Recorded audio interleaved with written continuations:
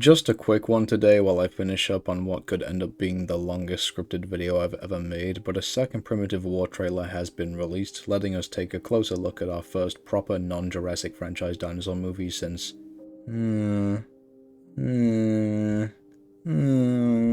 Since Scooby-Doo and the Legend of the Phantosaur, yes, absolutely no other dinosaur movies have been released since then. Now, while I have been sold on the idea of a Primitive War movie ever since learning about the book, kinda hard not to get behind Vietnam soldiers being eaten by dinosaurs, that excitement has definitely been soured since the unfortunate news that the directors have been using AI generation during their designing process. Though there was backlash and a quote-unquote apology from the director, as well as the final design shown in the first trailer being nothing like the ones we saw, so it was possible to just move past that rocky bump.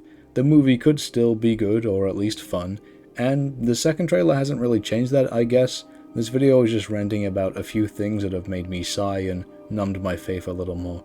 First off, some of these new designs. Now, most of them seem fine, some pretty solid even, like the Utahraptors minus their constantly snarling lips. The Quetz is nice, and the Spinosaurus isn't looking bad either. A lot of them also seem to have varied colors and patterns, which is great to see. I especially like the zebra-type hadrosaurs with the orangey red and dark mix. Nothing perfect to be seen here, and there's still some obvious flaws like super long trike tails, but considering the state of dino movies, I don't know man, I'll take it. What I won't accept is that some of these designs came out alongside this. Guys, what are we doing?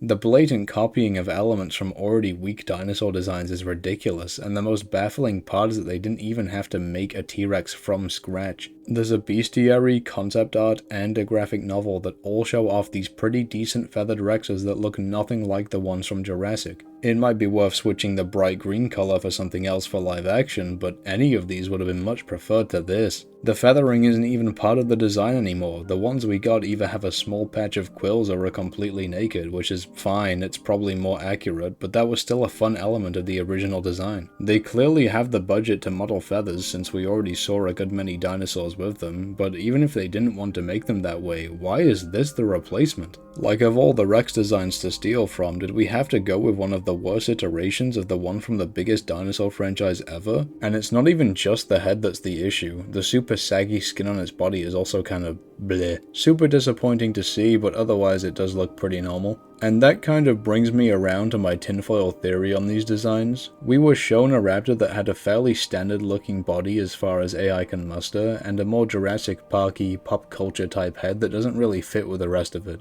And well, look at the T-Rex, exactly as described. The sauropod's head is extremely similar to the Jurassic World Apatosaurus, and if it's to be believed that the sauropods in the river scene are the same ones, the body is very clearly not Jurassic Apato and a bit more of a normal sauropod build. And I feel like it's very possible that while AI might have been dropped early on or only used for coloration or whatever, some of the creature designers still moved forward with them as their foundation. But even if that isn't the case, and I don't want to make bold assumptions like that, so we'll just say that it wasn't, the key takeaway here is that the Rex and the sauropod at the very least look plagiarized and kinda shit. I'm also not really on board with the way they edited this. From what I've seen and heard regarding the book and the way that the first trailer set its tone, the vibe for Primitive War seemed to be much more of a horror thriller. This trailer though, while it does start out trying to be dark and serious, quickly devolves into an action fest with fucking Fortunate Son playing in the background, which is a bit of a clash from what I was expecting. It's cool I suppose, but weird. It shouldn't be cool, it should be intense. It's also kinda silly how the needle drops during the scene of the ugly-ass sauropod sitting there in broad daylight doing nothing, which is the last thing I wanted to mention, that despite how much carnage and action is shown off in the trailer, implying even more in the movie itself, not a single person seems to be getting attacked by a herbivore. There's a pretty standard-looking stampede scene, but nothing more, and we should have long moved past stampedes being an acceptable way to show how dangerous herbivorous animals can be, and apparently the books have almost no herbivore violence in them either, so it's not looking good. Set dressing or carnivore fodder,